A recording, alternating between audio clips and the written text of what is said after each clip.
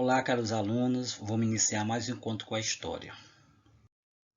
Então a gente vai ver o último tema, para a gente fechar esse Brasil Império, o segundo reinado, A gente vai falar um pouco, sobre a questão da nação indígena, negros escravizados e os imigrantes europeus. Então, dentro dessa política indigenista, do Império, a gente vai ver a relação política, que foi estabelecida, dentro dessa relação dos indígenas, os negros escravizados e mais também, os imigrantes europeus. Como eles foram tratados, nesse primeiro momento, quando começou a repensar sobre a questão da liberdade dos negros, que estavam servindo como escravo, e também a forma como os indígenas iam ser incorporados.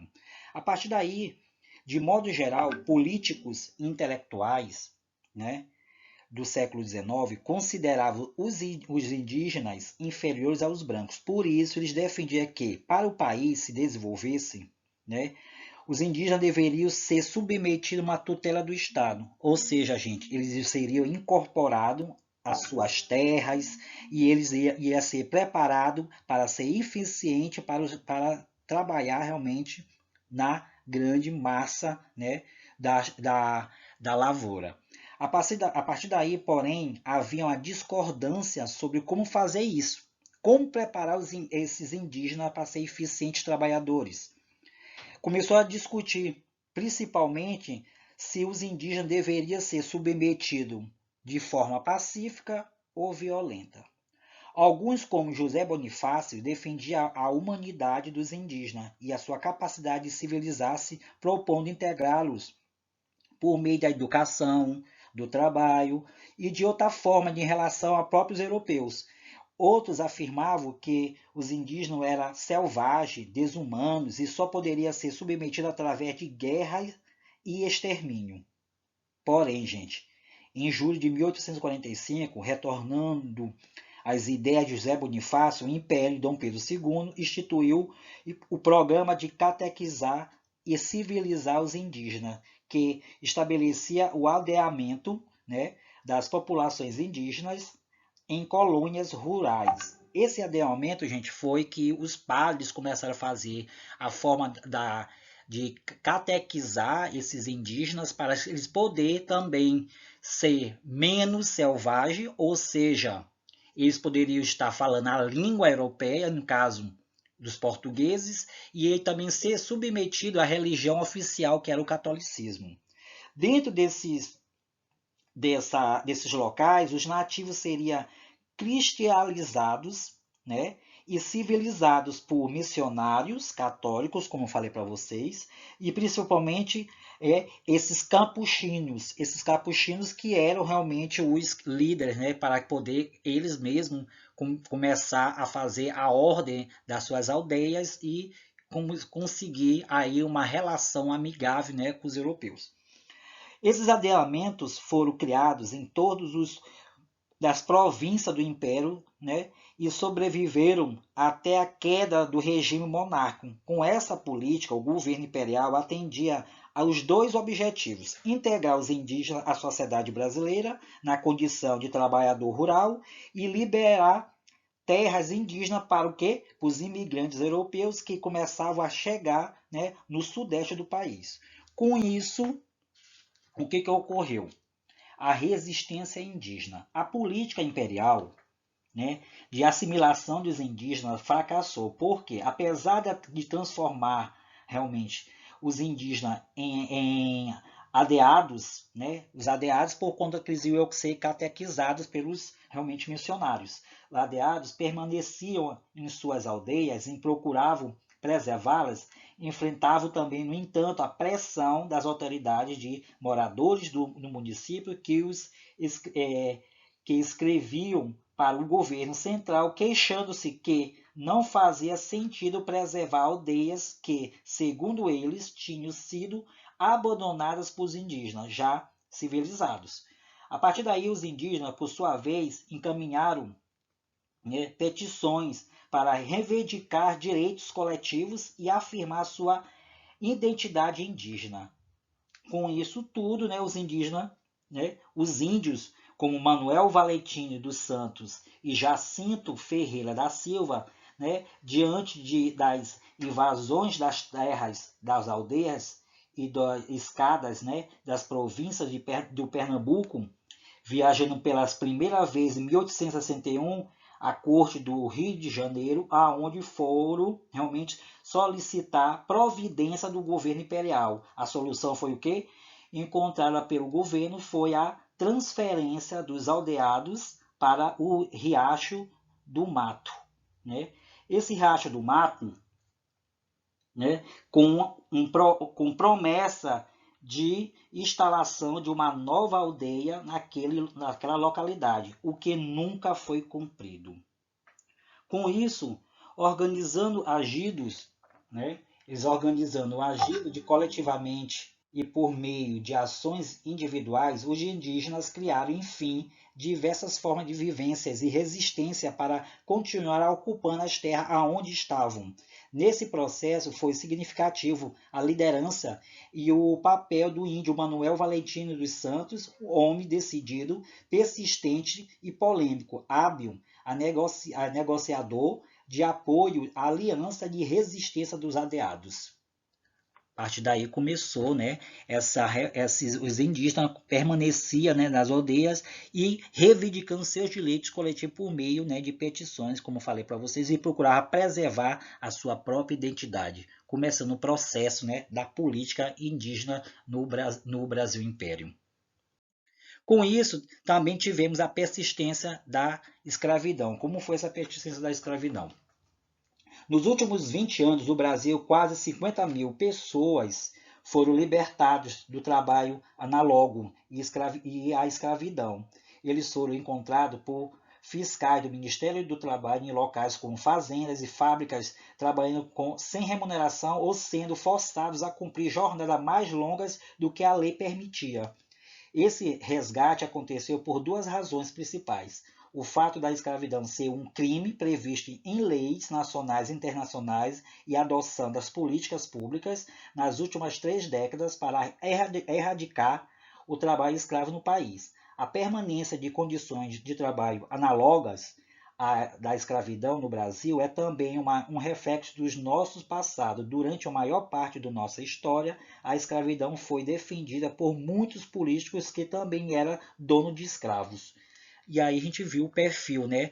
A partir daí, a maior entrada da africana escravizada ocorreu no período da expansão lavoura-cafeeira, para fazer trabalho na fazenda e também nas cidades. Nela, esses escravos tinham chance de juntar algum dinheiro para comprar sua alforria, que era uma carta que dava a liberdade a eles. Nas primeiras décadas do século XIX, a escravidão foi abolida na maior parte do continente, mas mantida e ampliada no Brasil, nos Estados Unidos e em Cuba. Por volta de 1850, no Rio de Janeiro, havia a maior concentração de escravos na América, cerca de mais de 38% da população total da capital do Império, né? A partir daí era formada por escravos negros. A permanência de condições desses escravos análogos à escravidão na atualidade reflete o nosso passado escravista. Nos últimos 20 anos, quase 50 mil pessoas foram libertas no Brasil.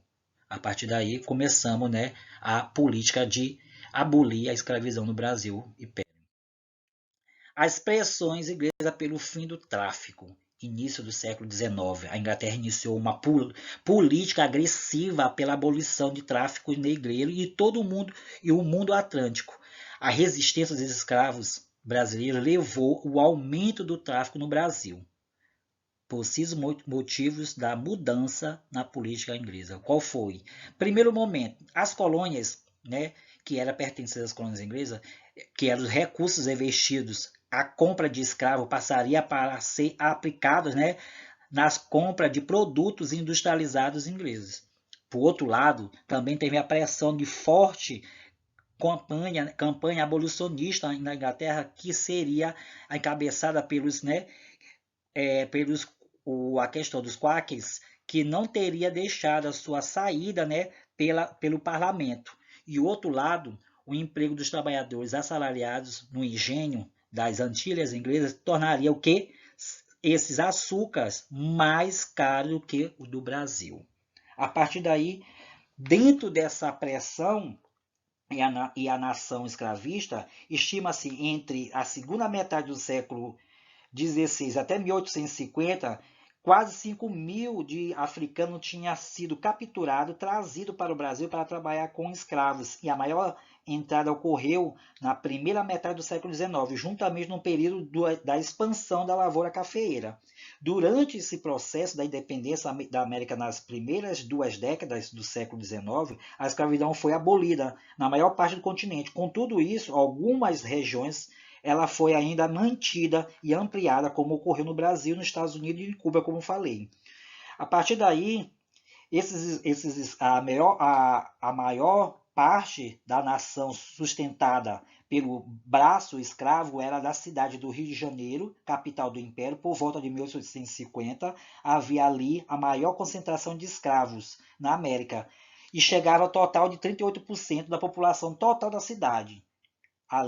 Leia realmente tudo isso que ocorreu nessa pressão. Com tudo isso, com essa pressão que sofreu, né, os ingleses por fim do tráfico negreiro, a forte campanha abolicionista da Inglaterra, encabeçada pelos quatro, como falei, realizada pelo meio de petições públicas anti-escravistas, antiga imprensa e pressões sobre o parlamento, não deixou saída para os políticos. Dia 7 de novembro de 1831, o governo regencial validou o tratado assinado de 5 anos antes, que previa a proibição definitiva do tráfico negreiro para o Brasil. Com tudo isso, forte campanha de defesa à manutenção do tráfico dominou o parlamento brasileiro. A resistência dos escravistas foi grande e que o tráfico não só continuou, mas também aumentou expressivamente. Né? A partir dos anos de 1831 até 1856, mais de 6.000 números de escravos traficados para o Brasil. A partir daí tivemos o quê? A extinção do tráfico negreiro. Como foi essa extinção do tráfico negreiro? Foi o seguinte, a relação entre a própria Inglaterra e o Brasil começou a se deteriorar. Por quê? A partir do momento que deteriorou, quando o parlamento britânico aprovou, em agosto de 1841, pelo Bill Aberdeen, lei que autorizava a marinha inglesa a prender os navios negreiros e julgar os responsáveis pelo tribunal na Inglaterra. O Bill Aberdeen provocou violentas reações de políticos brasileiros que consideravam a medida uma violação à soberania nacional. Os ingleses ignoraram as reações brasileiras e reforçaram a fiscalização. Entre 1849 e 1851, cerca de 90 navios foram apreendidos pelos ingleses. A queda do braço com a Inglaterra não durou muito tempo. Em 1850 foi aprovada a Lei de Eusébio de Queiroz. Essa Lei de Eusébio de Queiroz, gente, que proibiu definitivamente o tráfico de escravos para o Brasil. Essa medida trouxe várias consequências. Primeiro, os capitais antes aplicados como na compra de escravos foram deslocados para outras atividades. Ocorreu assim também o incremento das indústrias da ferrovia e dos telégrafos e da navegação. Com a saída da obtenção da mão de obra, e os cafeicultores e outros fazendeiros tiveram de recorrer ao tráfico interno ou à interprovincial, que seria o quê? As lavouras empobrecidas pela cana-de-açúcar do Nordeste e o extremo sul do país ampliaram a venda de escravos para a lavoura do Sudeste, que se transformou na principal região escravista do Brasil. O tráfico realizado dentro do país continuou significativo até 1870, quando começou a decair e aí, a partir daí, constituindo a última tentativa de remanejamento dos escravos entre as províncias, a escravidão estava com seus dias contados. Sem o abastecimento externo, com abaixo crescimento vegetativo, o número de escravos era insuficiente para atender à demanda da mão de obra da lavoura cafeeira. Com tudo isso, o que foi que ocorreu? a escravidão foi abolida no Brasil. O movimento para a abolição ganhou força, em especial após a Guerra do Paraguai, quando milhares de negros combateram, né, pelo país. A questão foi o seguinte: a partir da década de 1860, o movimento pela abolição ganhou força no país, principalmente depois da Guerra do Paraguai, de 1864 a 1870, quando milhares de negros combateram, né, nas fileiras do Exército Brasileiro. A grande influência dos fazendeiros na Câmara e do Senado e no governo decidiu os rumos da abolição no Brasil. Ela seria lenta, gradual e segura, ou seja, sem risco para privilégios dos grupos dominantes. Acompanhe a seguir o passo da legislação abolicionista do Brasil. Primeira lei do Rio Branco, que é conhecido como a lei do ventre livre, gente. Ó, a lei do Rio Branco é conhecida como a lei da lei do ventre livre, aprovada em 1871. Então, essa lei do Rio Branco, também a lei do ventre livre, foi aprovada em 1871, declarava livres os filhos de mulheres escravas nascidos a partir daquela data. As crianças livres ficariam com suas mães até os 8 anos de idade. Depois disso, os senhores podiam optar para receber uma indenização do Estado ou exigir que os libertos trabalhassem para eles até completar os 21 anos. Também tivemos a Lei Saraiva-Cotegipe, que é chamada também a Lei dos Sexagenários. Essa lei do Saraiva-Cotegipe, também conhecida como a Lei dos Sexagenários, que foi em 1885, né, libertava os escravos com mais de 60 anos, ficando os libertos, obrigando o título de indenização a trabalhar para seus antigos donos por 3 anos. Apesar do caráter restritivo, né, das duas leis, eles previam dispositivos legais que foram habitualmente utilizados pelos escravos, né, para pleitear a alforria da justiça, negociando assim um preço da liberdade e questionar também o direito da propriedade. Ao fazer isso, os cativos contestavam o direito do senhorial e também semeava, né, temores entre os proprietários e acelerando assim a falência da escravidão. Com tudo isso, o que ocorreu dentro da escravidão e abolição no Brasil? Dessa escravidão no Brasil, foi o seguinte: a partir da década de 1880, a companhia abolicionista tornou-se mais extensa. Associações dos clubes voltaram-os contra a escravidão, fazendo propaganda, levando também fundos para a compra de cartas de alforrias. Intelectuais, jornalistas, advogados, profissionais liberais, políticos e o mesmo fazendeiros aderiram a causas abolicionistas. A participação organizada desses intelectuais na campanha abolicionista foi representada em duas entidades principais: a Associação Central Emancipadora e a Sociedade Brasileira contra a Escravidão. A primeira, dirigida pelo jornalista José do Patrocínio, que difundiu suas ideias no jornal Gazeta do Rio, e a segunda era encabeçada pelo escritor diplomata Joaquim Nabuco, entre outros políticos do Império. Moveu também intensa campanha pela abolição no Parlamento Brasileiro. Além do movimento abolicionista, as fugas e as rebeliões dos escravos se tornaram frequentes, indicando que o cativo foram agentes decisivos para a crise da escravidão.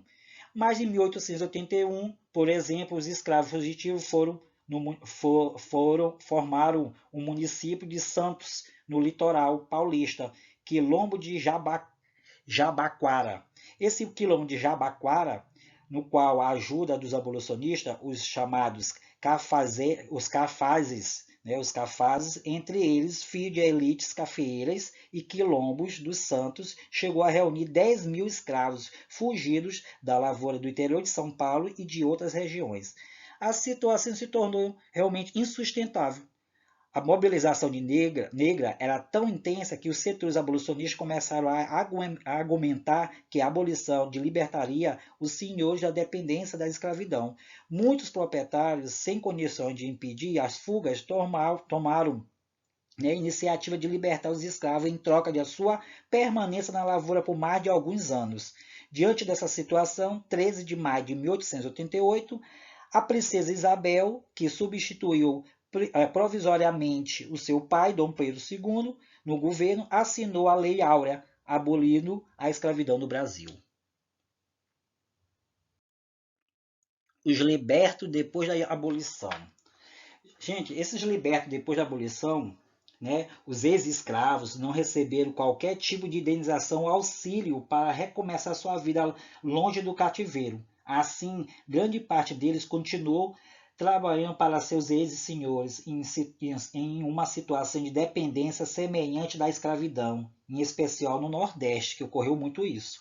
No Vale do Paraíba, Fluminense e Paulista, foram comum encontrar libertos que estabeleceram regime de parceria com seus antigos donos, tornando-se pequenos sitiantes, né, ou ainda tocadores de gado. Muitos escravos também buscaram trabalho nas cidades de São Paulo e do Rio de Janeiro. Em São Paulo, a maior parte deles, sem condições de concorrer com os imigrantes que chegavam, foram obrigados a aceitar os trabalhos mais pesados e mal remunerados. Já no Rio de Janeiro, os ex-escravos tiveram mais chance de trabalhar nas indústrias. Para a monarquia, a abolição causou perda de um importante aliado político. Setores agrários mais dependentes dos trabalhos escravos, em particular os cafeicultores do Vale do Paraíba, sentiram-se traídos pelo governo, que acabou com a escravidão sem um programa de indenização aos proprietários. Após, dia 13 de maio, a monarquia ficou com os dias contados no Brasil. Os imigrantes no Brasil. Esses imigrantes no Brasil também, gente, depois da Lei da Terra, né? Essa Lei da Terra que foi em 1850, que determinou que a compra seria única por meio de aquisição das terras públicas, que seria prever o incentivo e a cobertura dos gastos da chegada dos imigrantes europeus para trabalhar nas lavouras do Brasil, que constituiu uma reflexão e uma visão dos setores, né, racistas, que buscavam promover, né, o branqueamento no país para contribuir com o seu desenvolvimento. Com isso, em busca do emprego de terra e de um futuro para os seus filhos, quase 4 milhões de imigrantes vieram para o Brasil entre 1850 e 1920. Vendo um Brasil se constituindo, um Brasil se desenvolvendo, eles pensavam que assim eles viessem para o Brasil, poderiam fazer essa produção e se tornar também um senhor, né, ou fazendeiro de café. A partir daí, tivemos 3 parcelas. O sistema de parceria, a partir do momento que o colono deveria ao proprietário metade da produção, mais de 6% de juros sobre as dívidas contraídas desde a viagem, que quando eles não tinham dinheiro, mas queriam vir para o Brasil, esses imigrantes. Eles faziam um acordo com o dono do barco, e a partir daí o dono do barco trazia eles para as terras brasileiras, onde eles faziam uma aliança e parceria com esses fazendeiros, né, ou proprietários de terra, e eles iam pagar a sua parcela trabalhando para eles, a partir dessa parcela de 6%, e aí para pagar essa sua dívida, né, de vir realmente da Europa para o Brasil Império. O colonato também foi por meio de um acordo, esses imigrantes passavam a receber um salário fixo que podia cultivar seus alimentos e vender os excedentes, né, para sobreviver, e a imigração subvencionada. Essa imigração subvencionada, gente, que seria no governo de São Paulo, era financiada os custos da viagem dos colonos, né, que ele estabelecia na fazenda da província. Então, foi esses 3 tipos de fatores, né, que trouxe esses europeus para o Brasil, e eles tinham de cumprir essa parceria e pagar, né, com os seus esforços de trabalho para poder se manter no Brasil.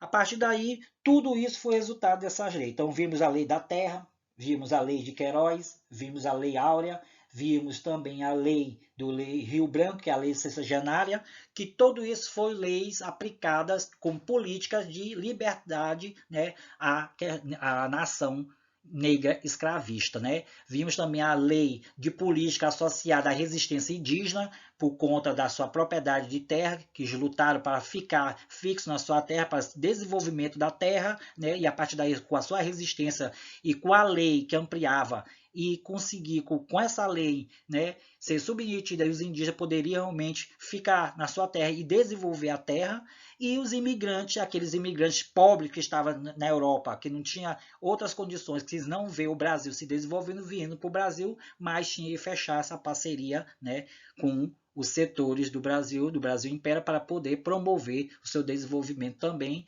e ter um bem-estar também no Brasil. Então, com isso, gente, percebemos que o Brasil se formou, né, com essa miscigenação, essa etnia racial, né, entre indígenas, negros e emigrantes, essa diversidade brasileira. Então, a partir daí terminou assim o segundo parte do Brasil Império, né, o segundo reinado de Dom Pedro II, com a substituição dele, com a sua filha que, com a Lei Áurea, né, a princesa Isabel libertou definitivamente os escravos, né, com a euforia. Mas percebemos que mais assim, com isso, não tinha uma política para aqueles libertos poderem realmente sobreviver, forçando eles a vender novamente seus esforços físicos para sobreviver naquele momento. Então, praticamente era mais ou menos uma forma de escravizar também, né, os escravos. Infelizmente, ocorreu isso tudo, né, porque já que percebemos que o Brasil não tem uma política agrária desenvolvida em volta para essa diversidade de etnia. Então, a partir daí, fico com Deus, fica com essa grande palavra, fim.